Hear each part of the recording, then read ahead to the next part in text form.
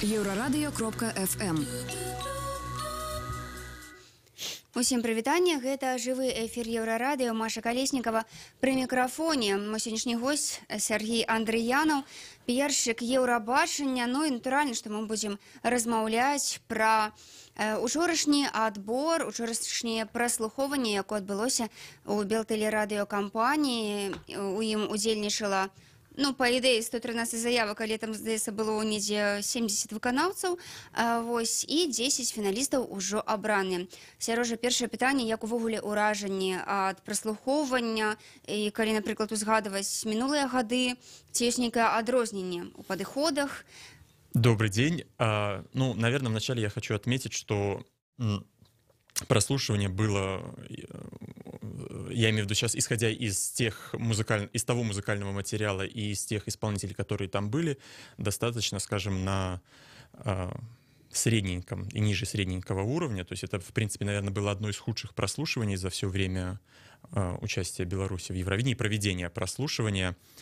И, в принципе, наверное, могу сказать, что меня, безусловно, порадовали несколько исполнителей, и я их для себя определил, что они будут фаворитами отбора. И я, в принципе, вначале, наверное, я заявлю и скажу, что в этом году я ни с кем не работаю из артистов во время национального отбора, поэтому в этом году я зритель, в этом году я наблюдатель, поэтому могу, в принципе, спокойно и смело заявлять о своих фаворитах. На сегодняшний день у меня есть четко два лидера, которые, очевидно, будут бороться за право представлять Беларусь на Евровидении. Это Михаил Сосунов и группа «Аура». Также, сейчас я о каждом подробно расскажу. Также у меня есть, скажем, такой вот, тоже как фаворит, и «Серая лошадка». Она меня искренне порадовала, потому что я к ней предельно предвзят, и мне кажется, это ее самая лучшая заявка за 6 лет участия. Это «Наполи», Ольга Шиманская.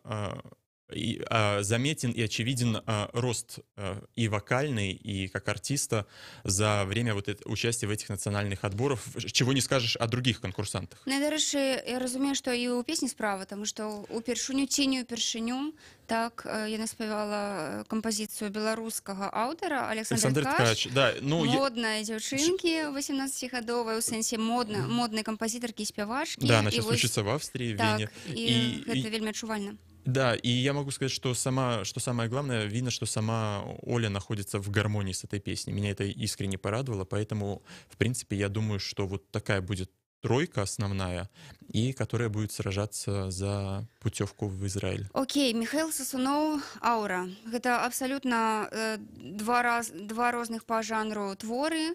Так, калі «Аура» гэта, многие скажуць, гэта такая тыповая беларуская эстрада. Вось Сосунов гэта нешта ж такое моднае, сучаснае. Вось як яны карэлююцца ў цябе? Я исходил всегда, скажем, перед выбором какого-либо участника, исполнителя, даже когда имел опыт быть в жюри, я его автоматически переношу на сцену Евровидения. И могу сказать, что вчера было два таких исполнителя, которые были музыкальны, самодостаточны, уверены в себе, свободны. Это Михаил Сосунов и «Аура».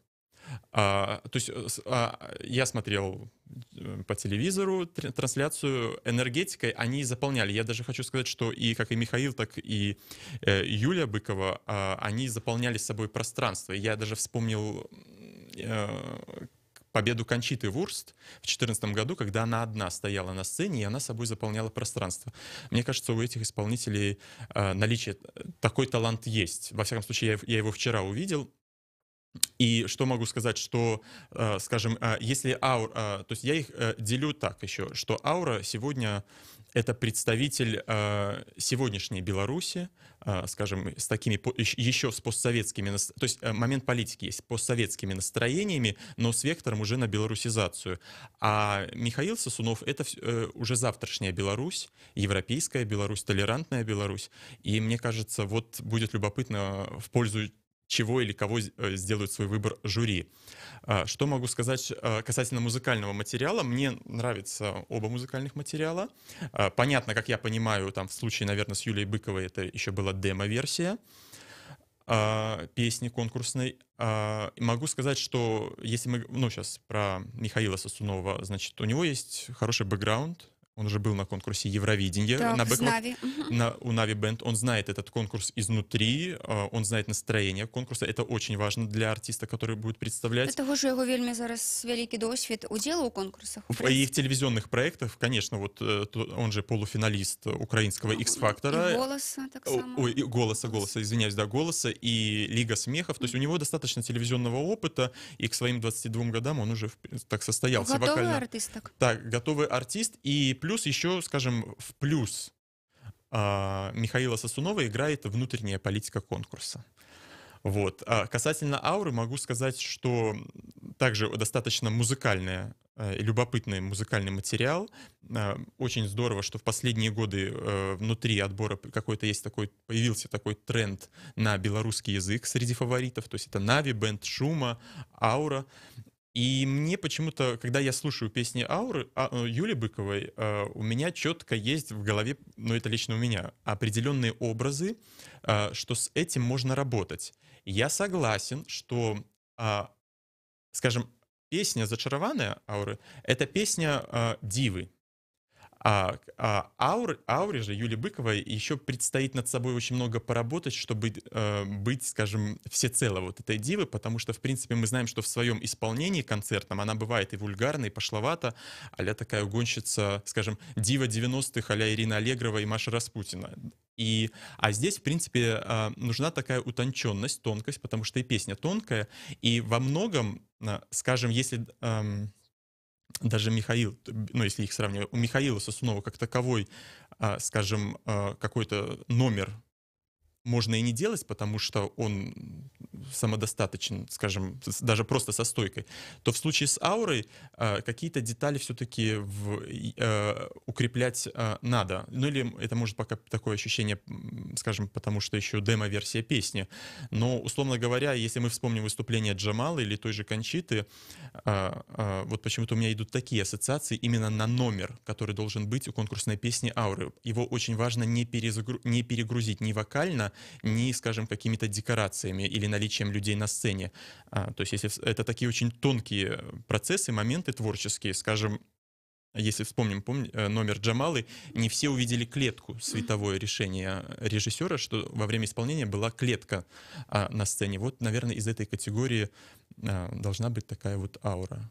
Когда она стоит одна на сцене, и, безусловно, это какой-либо красивый наряд, и какие-то мелкие детали дают, то есть, условно говоря, если она там выступает морской королевой или же богиней рек и озер, то это не означает, что сразу на графике надо рисовать лодки, венки, костеры, русалок. Это должны быть какие-то детали или на платье, или на костюме, или на микрофоне, или на графике, которые слегка подчеркивают. Вот это очень важный момент. Если они его сделают, смогут соблюстись, то, мне кажется, аура хороший претендент. И вообще вот эти две песни, мне кажется, у них вот сейчас еще неизвестны все песни стран-участниц, но я могу уже сказать, что эти две песни при грамотном, безусловно, вложении творческом, они, безусловно, будут в финале, и результат будет выше, чем у Ланской, Тео і Нави Бенд.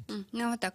Я нагадаю, що гость сьогоднішнього живого ефіру Єврорадіо Сергій Андріянов, піарщик на Євробаченні Тео, Альони Ланской, а так, Нави Бенд, Даніеля Ястремського, Алексеєва падчас нацыянальным адборы. Да. Так што Сережа у нас 16 гадоў займаецца Еўрабачаннямі, спецыяліст, ён яшчэ той, так што беражыцеся. Слухай, наконт астатніх удзельнікаў я бачыла у сеціве такія пытанні былі кшталту: хто пераможа? Зена альбо аура?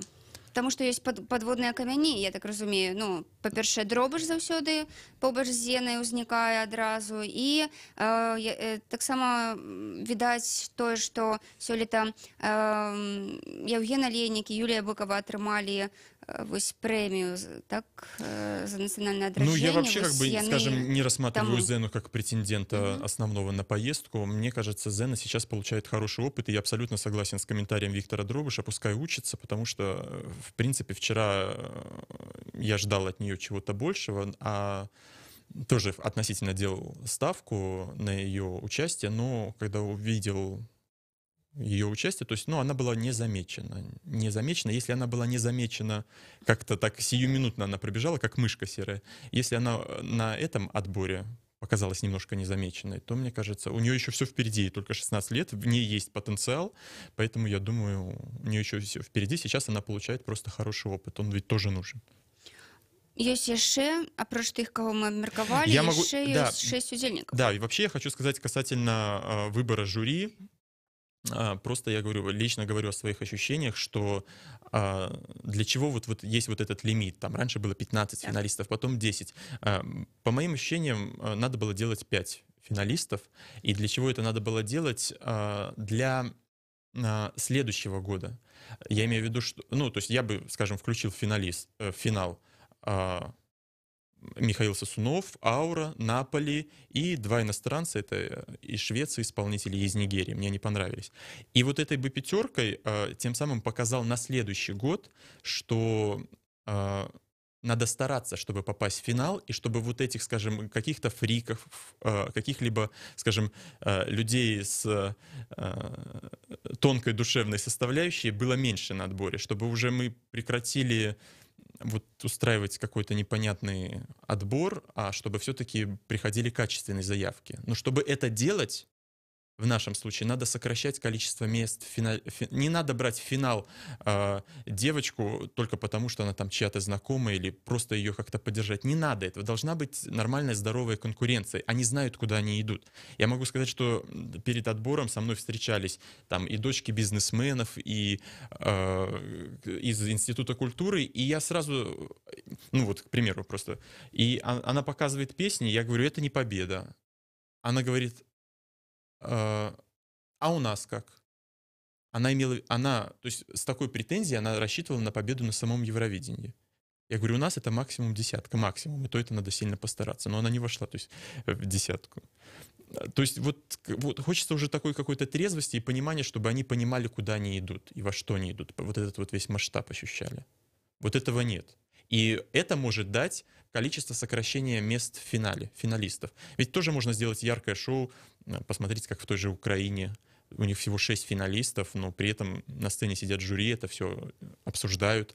Есть музыкальный руководитель проекта в Украине Руслан Квинта. Мне кажется, мы должны позаимствовать эту схему, и чтобы на этапе приема заявок у нас был такой музыкальный продюсер, музыкальный руководитель, который сразу отсеивал очевидные песни, которые не должны участвовать даже на этапе прослушивания и не занимать время.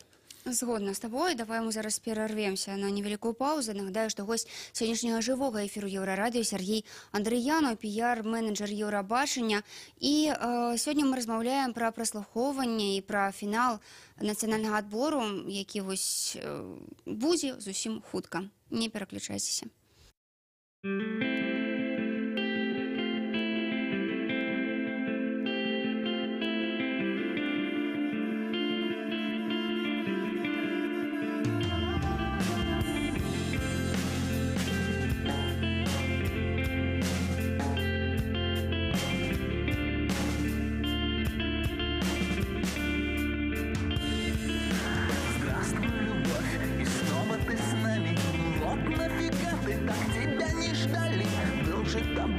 Навеки заброшенным нравится быть тебе гостью непрошенной.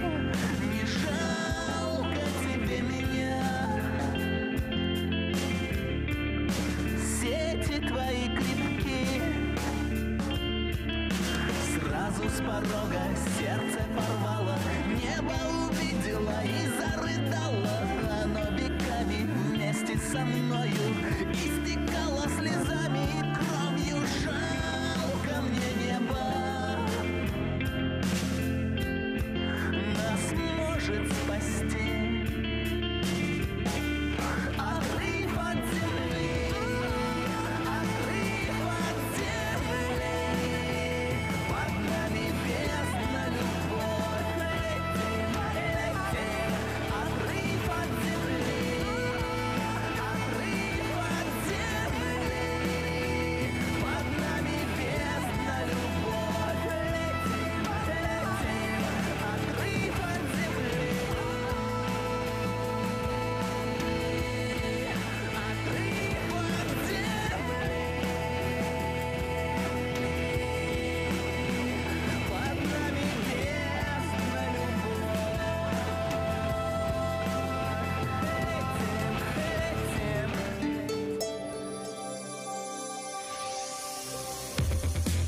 Еўрарадыё. Час ведаць, што адбываецца.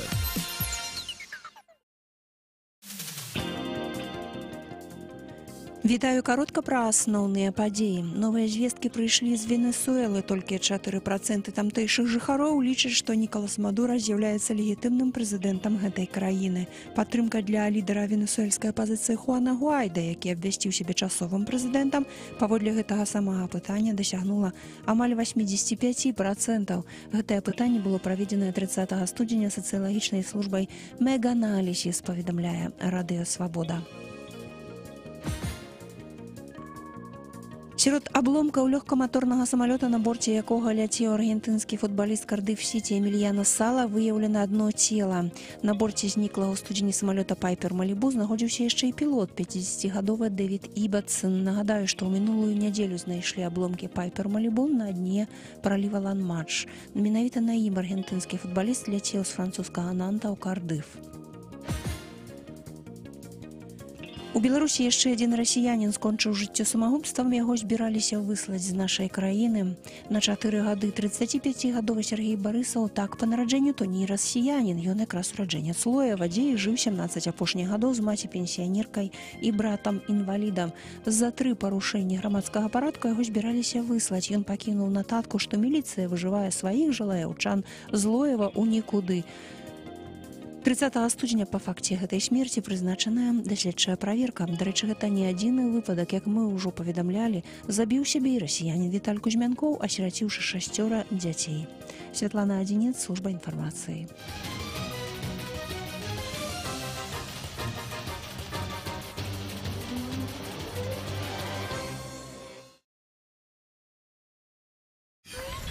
Еўрарадыё.фм. Яшчэ раз усіх вітаю, гэта жывы эфір Еўрарадыё, Маша Калеснікава пры мікрафоне. Са мной побач Сергей Андрыянаў, піяр-менеджер Еўрабачання, і мы абмяркоўваем прыслухоўванне, якое адбылося учора ў Белтэлерадыёкампаніі, ну і дзясятку фіналістаў, якія некага з іх выберуць хутка недзе да 8 сакавіка прадстаўніком Беларусі на Еўрабачанні. А ўжо дакладна? У Фалькон Клабе. А, бач, не, гэта не пацверджаная інфармацыя. Гэта не пацверджаная інфармацыя, таму што я яе таксама спраўджвала, і як бы спутнік пра гэта напісаў, але гэта не 100%. Вось. Ты мінулы раз сказаў, што, ну, ў сэнсе, нядаўна, сказаў, што... Мікрафон, вось сюды. Ты мінулы раз сказаў, што, маўляў, трэба ўжо адмовіцца ад гэтых усіх фрыкаў, якія пруць на адбор, але ці не варта ўсё ж Беларусі хоць аднойчы паслаць на Еўрабачанне фрыка? Мне падаецца, у нас вось ёсць такі незавершаны гештальт. Фрык на Еўрабачанне ад Беларусі, і тады вось ён прынесе нам удачу, Сярожа. Ну, а вчера были такие фрики? Ну, чему? Окей, потейто, ака бульба. Чему нет, не стоп. Воронко? Нет, стоп, не Воронко. Вчера был участница-исполнительница Мария Грегори, и, в принципе, я себя словил на мысли, что с ее участием в Евровидении можно сделать целое реалити-шоу. Как она ходит в спортзал, как она занимается вокалом, как вот актерским мастерством, там, к дизайнеру. Это такой целый телевизионный проект, потому что, в принципе, она за эти 2 недели приема заявок обаяла всех. И мне кажется, в принципе, ну, может, можно было когда-то попробовать, но, наверное, это в завтрашней Беларуси мы попробуем. Я думаю, так, потому что, ну, были, скажем...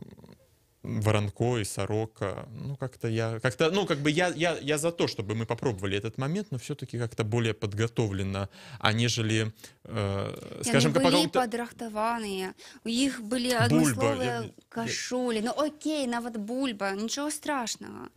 Ну, как-то где стоит телепроект «Дом-2», я как-то его не приветствую. И так, скажем, не хватает интеллектуальной музыки, еще «Дом-2» поддерживать. Ясно, окей, мы маем 10 финалистов, где там интеллектуальная музыка?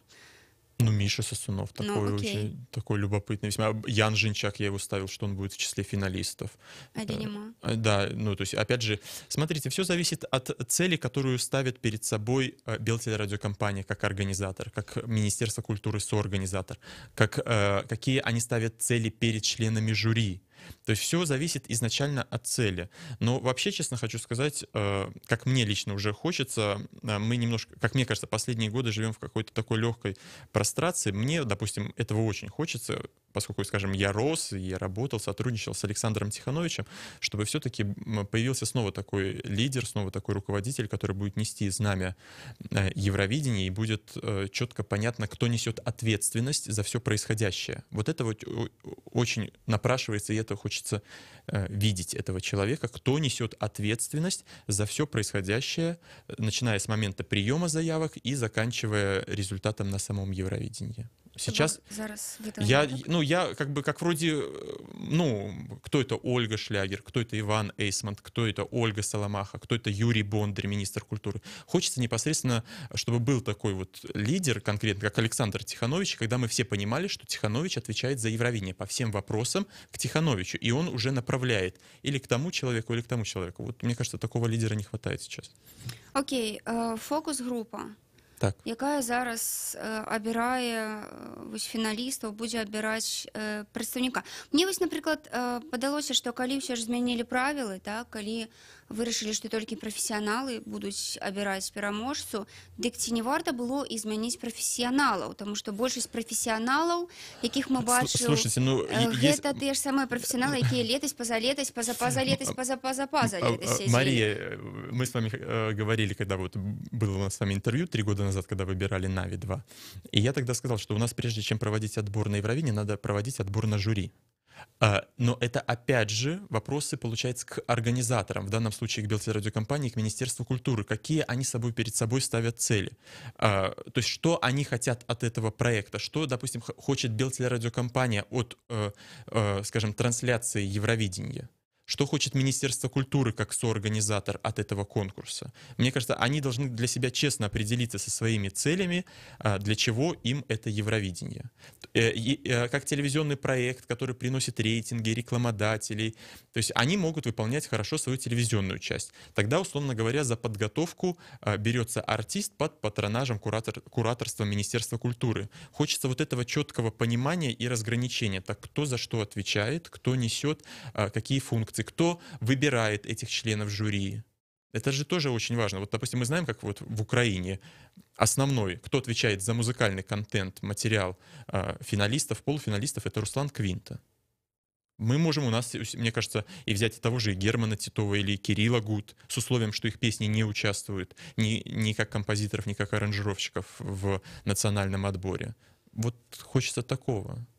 И, безусловно, хочется отбора жюри, хочется видеть в жюри людей, которые непосредственно были на конкурсе Евровидения. Да, вокалисты — это хорошо, но хочется все-таки видеть людей, которые там окунулись в этот конкурс. Хотя в этом году вот сидела и Ланская, и Тео, и Женя Перлин, но все-таки там, допустим, у меня есть вопросы тоже по членам жюри, там, продюсер Андрей Калина, да, вот они называют себя продюсерами. У меня вопрос, а что вы такое спродюсировали, что вы продюсер? То есть меня иногда называют продюсером, я говорю, нет, друзья, я не продюсер, я пиар-менеджер. То есть, вот такие есть вопросы. Але бачиш, у фінале будуть яны агучваць свае меркаванні? Я думаю, что запланаваць і ўсё. Я думаю, что на финал поменяют членов жюри, а вообще, конечно, чтобы, скажем, не было вопросов ни к организаторам, ни к Белтелерадиокомпании, ни к Министерству культуры, лично я бы посадил международное жюри. Угу. Я бы посадил международное жюри, как это практикуется во Франции, как это практикуется в Швейцарии, как вот сейчас Люда Куц поедет в Германию жюрить, вот педагог по вокалу наш. То есть это нормальная практика, условно говоря, председателя жюри оставлять белоруса, там, к примеру, Иван Эйсмонт как председатель Белтелерадиокомпании или Юрий Бонд как министр культуры. И остальных вот приглашать, того же Артура Гаспаряна, как из России, пригласить, условно говоря, того же Руслана Квинта из Украины пригласить, из Польши кого-либо пригласить, из стран Балтии, из там, Италии, Франции. Почему бы нет? Я вот за то, чтобы во время финала было международное жюри. Окей, 10 фіналістаў. Прагучыць канцэрт сам. Ёсць з чаго зрабіць шоу, на твой погляд? Сейчас очень любопытно, как будут готовить номера. Я говорю, у меня есть, получается, 5 финалистов. которые мне любопытны, как артисты, как их музыкальные композиции. И есть тройка, в которую я верю, что она подготовится достойно, и мне как зрителю, и мне как пиар-менеджеру, который имеет непосредственное отношение к конкурсу Евровидения, за них будет не стыдно. Ну и как и за страну в целом, потому что то, что происходило вчера во время национального отбора, я даже, знаете, уже словил себя на мысли, что уже стыдно там находиться, вне зависимости от того, кто ты там. Участник, журналист или член жюри. То есть настолько как-то вот это все выглядит, еще транслируется тоже вопрос, транслируется на весь мир, и это вот все видят, что у нас здесь происходит, это как-то очень несерьезно.